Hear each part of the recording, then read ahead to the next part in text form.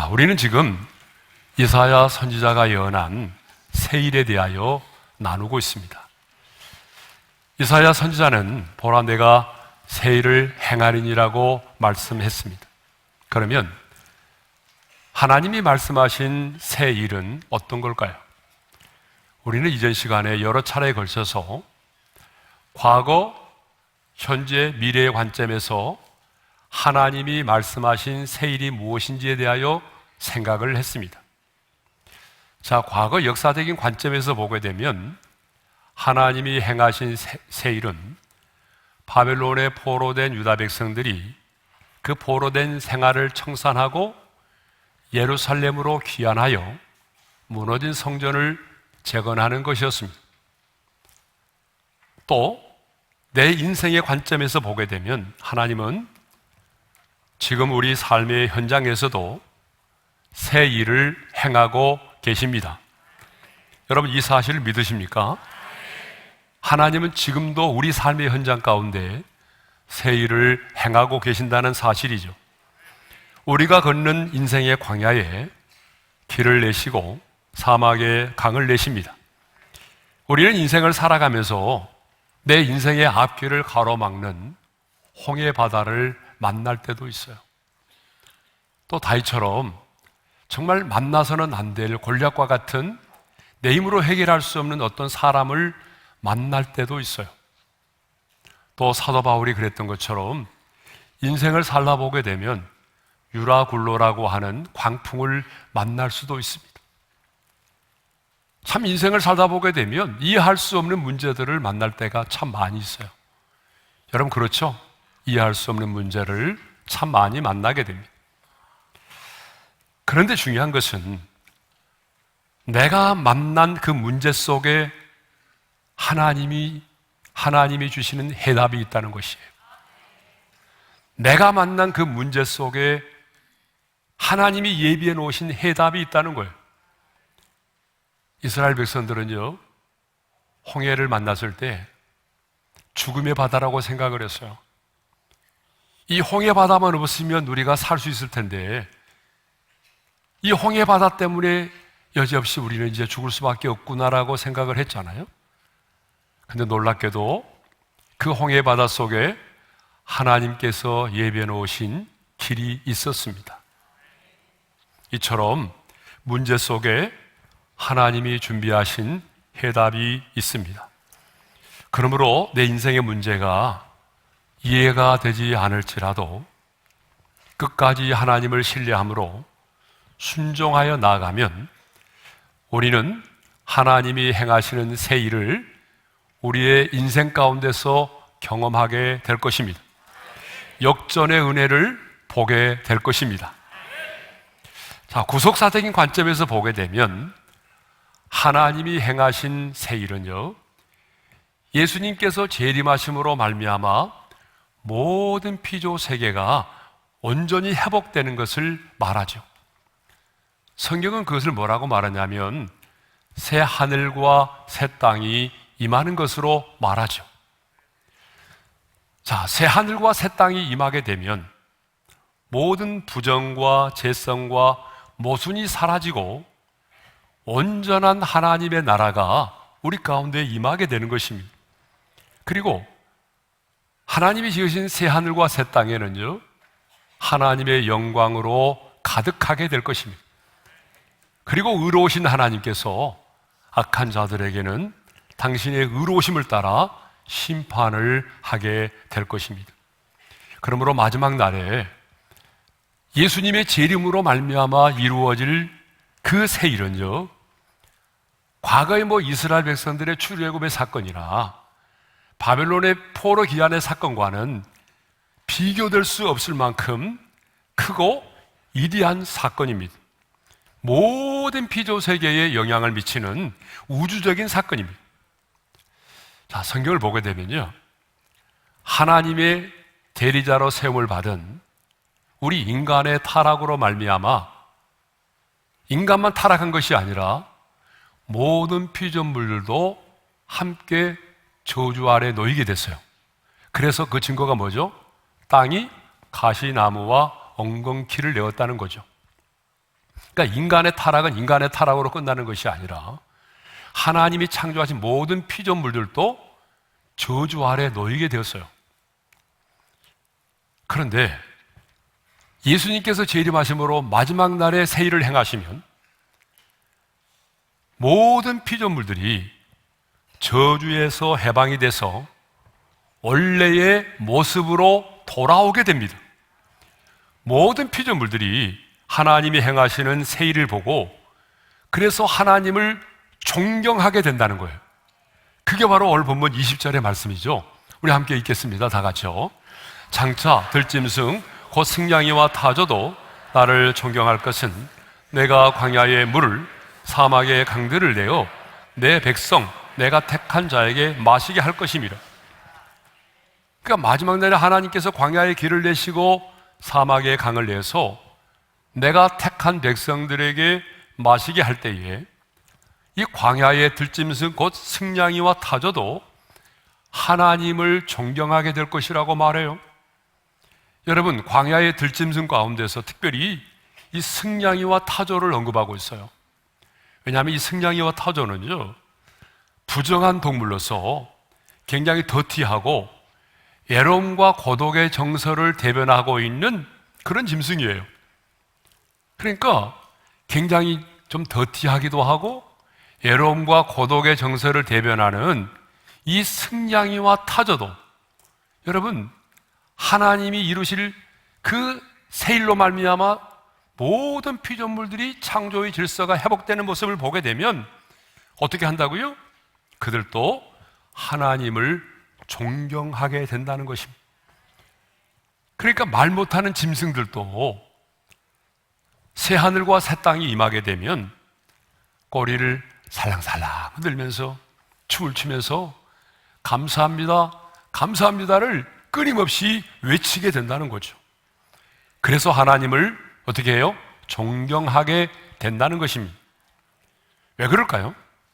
여러분, 왜 예수님이 재림하심으로 말미암아 새 하늘과 새 땅이 임하게 되면 모든 말을 하지 못하는 피조물들도 하나님을 존경하게 될까요?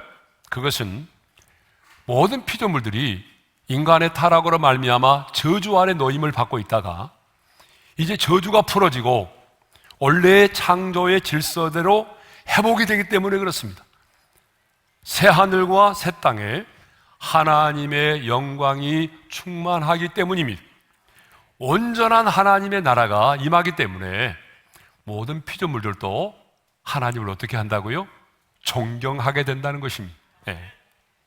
그러므로 모든 피조물들은 지금 이 날을 얼마나 학수고대하며 기다리고 있는지 몰라요. 그래서 사도 바울은 로마서 8장 19절에서 이렇게 말하고 있어요. 다 같이요.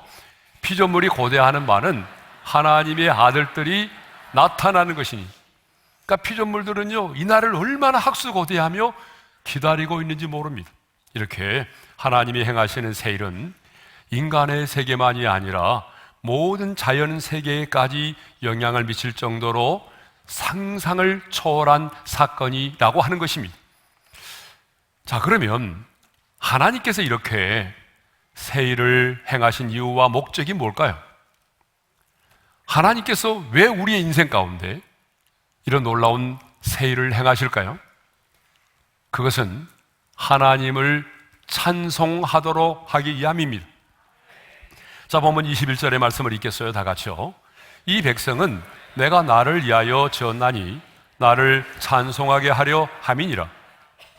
왜 하나님께서 이스라엘 백성들을 애굽에서 구원하여 내셨습니까? 왜 하나님께서 바벨론에 포로된 유다 백성들을 예루살렘으로 귀환하게 하셨습니까? 왜 하나님께서 광야의 인생길을 걷는 저와 여러분의 인생 가운데 광야의 길을 내시고 사막의 강을 만드셨습니까? 그 이유는 단 한 가지입니다. 나를 찬송하게 하려 함이니라. 하나님을 찬양하도록 하기 위함이라는 것입니다. 왜 하나님이 우리를 지으셨습니까? 7절에 이렇게 말씀하고 있어요. 다 같이요. 내 이름으로 불려지는 모든 자, 곧 내가 내 영광을 위하여 창조한 자를 오게 하라. 그를 내가 지었고 그를 내가 만들었느니라. 하나님이 우리를 지으신 목적이 뭐예요? 하나님을 찬송하도록 하기 위함이라는 거죠. 왜 하나님이 우리를 구원하셨습니까? 왜 하나님께서 창세전에 그리스도 안에서 우리를 선택하시고 하나님의 아들들이 되게 하시고 신령한 복을 누리게 하셨습니까? 여러분, 에베소서 1장 6절에 이렇게 말씀하고 있어요. 다 같이요. 우리에게 거저 주시는 바 그의 은혜의 영광을 찬송하게 하려는 것이라. 우리에게 거저 주시는 바 은혜의 영광을 어떻게 하려 함이라? 찬송하게 하려 함이라는 것입니다. 그러면 하나님께 영광을 돌리는 게 뭐죠? 하나님께 영광을 돌리는 것은 다양합니다. 그렇지만 오늘 본문에 보게 되면 바로 하나님을 찬송하는 것이라고 말씀하고 있어요. 우리 하나님을 최고로 영화롭게 하는 것은 바로 하나님을 찬송하는 것입니다. 그러므로 하나님의 형상대로 지음받은 우리들은, 아니 오직 그 은혜로 구원받은 저와 여러분들은 이 땅에 사는 동안에 여러분 하나님께 찬양을 드림으로 하나님을 영화롭게 하는 삶을 살아야 할 줄로 믿습니다. 우리의 존재의 목적은 찬양으로 하나님께 영광을 올려드리는 것입니다. 찬송은요, 하나님의 성품과 하나님께서 이미 우리 가운데 행하신 그 일들을 선포하고 드러내는 것이 바로 뭐예요? 그게 바로 찬양이죠. 더 나아가 하나님께서 우리 가운데 행하실 일들을 믿음으로 선포하는 것이 뭐예요? 그게 바로 찬양입니다. 그러므로 찬송은 우리의 신앙의 고백입니다. 찬송은 우리의 신앙의 고백이고 곡조가 있는 기도가 되는 거예요. 자, 그런데 성경을 보니까 우리 하나님은 찬송 중에 거하시는 분이십니다. 시편 22편 3절의 말씀을 우리 함께 읽겠어요. 다 같이요. 이스라엘의 찬송 중에 계시는 주여, 주는 거룩하시니이다. 그러니까 하나님이, 항상 하나님이 계시는 곳에는 뭐가 있어요? 찬양이 있습니다, 여러분. 왜냐 그러면 하나님은 찬송 중에 거하시는 분이시기 때문에 그래요. 그래서 하나님의 보좌도 보게 되면 항상 찬양이 떠나지 않아요. 네? 그런데 이 스랍 천사들이 있잖아요. 찬양할 때에 어떤 일이 벌어졌느냐? 이사야 6장 4절의 말씀을 우리 함께 읽겠습니다. 다 같이요. 이같이 하답하는 자의 소리로 말미암아 문지방의 터가 요동하며 성전의 연기가 충만한지라. 스랍들이 하나님을 찬양했더니 터가 요동했대요. 그리고 주의 전에 연기가 가득했대요. 여러분, 뭘 말하죠? 강력한 하나님의 임재를 말하는 거예요. 하나님이 임재하시는 때마다 어떤 일이 벌어졌어요? 터가 요동을 쳤어요. 여러분, 빌립보의 감옥에 갇혔던 바울과 실라가 찬양할 때도 하나님이 임재하셨잖아요. 그때도 뭐예요? 터가 요동을 했죠. 그래서 여러분, 그 제수들을 가두었던 문들이 다 열렸잖아요. 하나님이 신의 산에 임할 때도 마찬가지예요. 연기가 가득했잖아요. 무슨 얘기냐? 하나님은 찬송 중에 거하시는 분이기 때문에 우리가 그 하나님을 찬양하면 찬송 중에 거하시는 하나님이 우리 눈에 보이지 않지만 그곳에 강력하게 임재하신다는 사실입니다. 그러므로 여러분, 우리가 하나님을 찬양하면 그 찬송 가운데 하나님이 임재하십니다. 그러면 그 하나님이 임재하시면 어떤 일이 일어날까요? 하나님은 빛이기 때문에 그 빛 대신 주님이 임재하시면 어둠이 떠나가는 것입니다. 치유와 회복의 역사가 일어나는 것이죠. 그러므로 하나님의 형상대로 지음을 받고 하나님이 행하시는 새 일로 인하여 구원을 받은 우리는 끊임없이 하나님을 찬양해야 합니다. 특별히 여러분, 우리 삶이 영적인 전쟁이잖아요. 영적인 전쟁 중에 있는 하나님의 사람은요, 끊임없이 하나님을 찬양해야 합니다. 그래서 다윗은 이렇게 고백합니다. 시편 34편 1절입니다. 다 같이요. 내가 여호와를 항상 송축하며 내 입술로 항상 주를 찬양하리이다. 여기서 강조되는 말이 무슨 말이에요? 항상이라는 말이에요. 여러분, 다윗의 인생이 항상 행복한 게 아니었잖아요. 다윗의 인생을 보세요. 파란만장했잖아요. 그렇지만 다윗은 고백합니다. 나는 항상 주를 송축하고 항상 주를 찬송하겠나이다. 모두 경험하셨겠지만 여러분, 찬송을 부르면 내 마음이 어둠이 사라지고 생명의 빛이 임합니다. 그러니까 여러분, 우울한 감정이 있거들랑 큰 소리로 하나님을 찬양하세요. 하나님을 찬양하면 그 주님이 내 안에 임재하시기 때문에 어둠이 사라져요. 찬송을 부르면 내 마음의 불안과 두려움이 사라지고 하나님이 주시는 평안이 임합니다.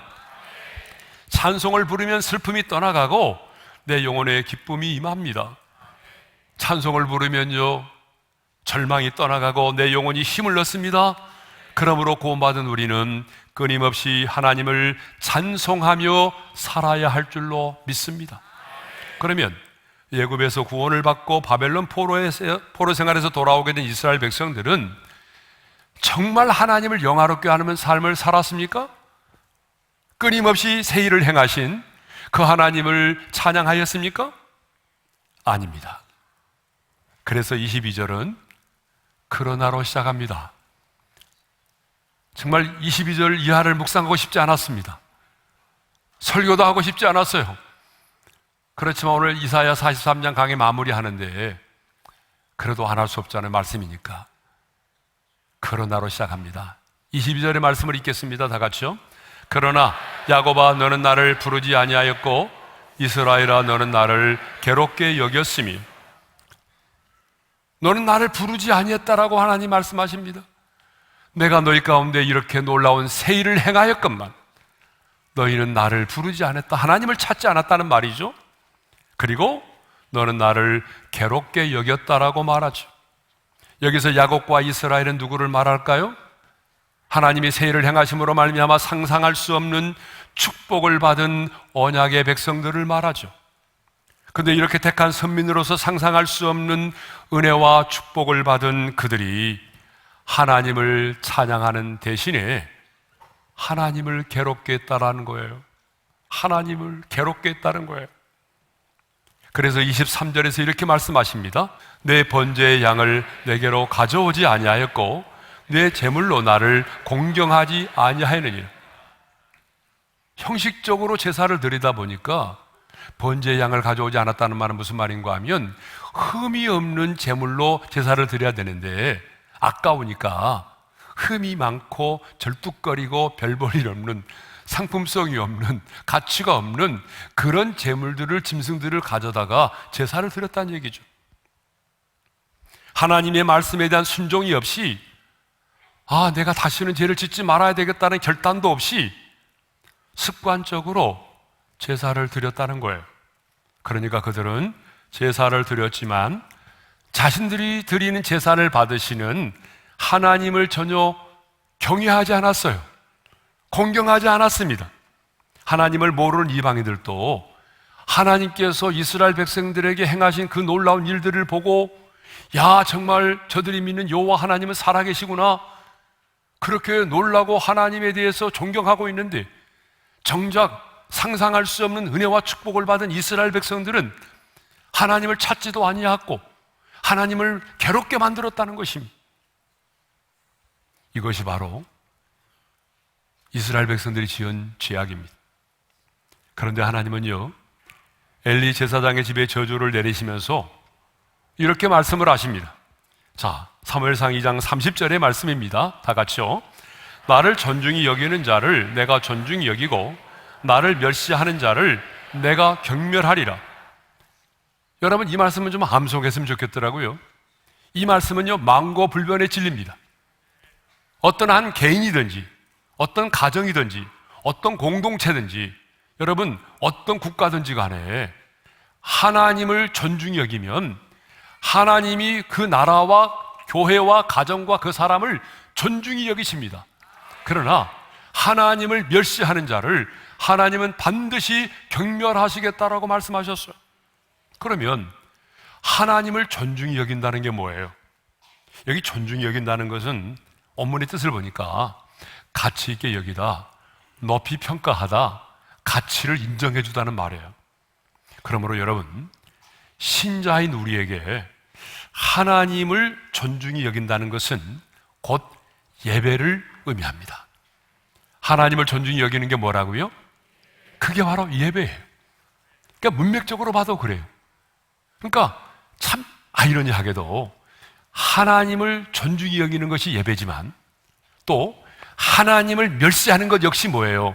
그것도 예배와 관련되어 있다는 거예요. 예? 그러므로 여러분, 예배에 대한 사모함과 예배를 드리는 사람의 자세를 보게 되면 우리는 금방 알 수 있어요. 이 사람이 믿는 하나님이 어떤 분이신지를 알 수가 있어요. 얼마나 그 예배를 사모하고 있고 그 예배를 드리는 사람의 그 자세를 보게 되면 그가 믿는 하나님이 어떤 분이신지를 우리는 알 수가 있어요. 정말 하나님을 존중히 여기는 사람은요, 예배를 드릴 때 보면 알아요. 최상의 존재이신 하나님께 자신의 최선을 다하여 하나님을 예배합니다. 하지만 하나님을 존중히 여기지 않은 사람은요, 예배를 소중하게 생각하지 않습니다. 예? 부담스럽게 생각하죠. 예배를 드려도 적당하게 드립니다. 여러분, 다윗을 보십시오. 다윗이 얼마나 최선을 다하여 하나님을 예배하였습니까? 정말 다윗은요, 하나님을 존중히 여겼던 사람이에요. 자기가 왕이었지만 최고의 존재 가치를 두었던 분이잖아요. 그래서 그는요, 왕으로서의 채통과 체면을 다 버리고 자기 옷이 벗어진 줄도 모르고 하나님의 임재를 상징하는 언약궤 앞에서 덩실덩실 춤을 추면서 하나님을 예배했단 말입니다. 아들 압살롬의 반란으로 인해서 피난을 가 있을 때는요, 기도 제목이 너무나 많지만 딱 한 가지 기도했어요. 그게 뭐예요? 하나님의 전에 나가서 하나님을 예배할 수 있게 해주세요. 그가 구했던 것은 하나님의 전에 나가서 하나님을 예배하는 일이었어요. 하나님은 이런 다윗을 그냥 내버려 두지 않으셨습니다. 모든 전쟁에서 승리케 하셨고 그의 인생의 지경을 넓혀주셨고 잃어버린 왕권도 되찾게 해주셨습니다. 칭찬과 명예를 얻게 하셨습니다. 하나님은 지금도 당신을 존중히 여기는 자를 존중히 여기십니다. 반면에 하나님 당신을 멸시하는 자들을 경멸하십니다. 사무엘상 2장 30절 하반절의 말씀을 읽겠습니다. 다 같이요. 나를 멸시하는 자를 내가 경멸하리라. 여기서 멸시하다는 말은 무슨 말이겠어요? 천하게 취급하다는 말이에요. 그러니까 존중히 여긴다는 말의 반대말이 뭐로?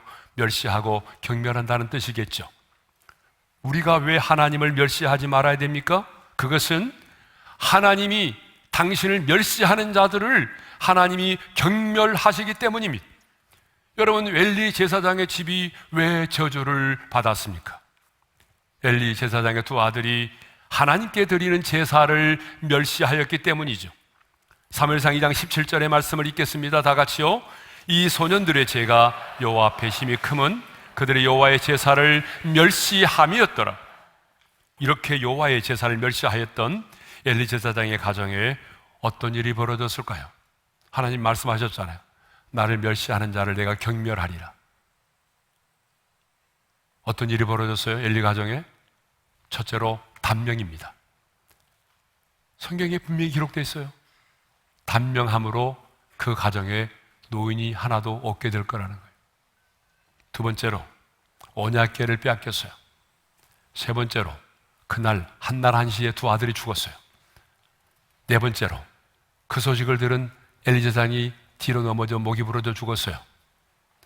더 충격적인 건 뭐예요? 이가봇입니다. 이가봇이 뭐예요? 하나님의 영광이 떠났다는 말이에요.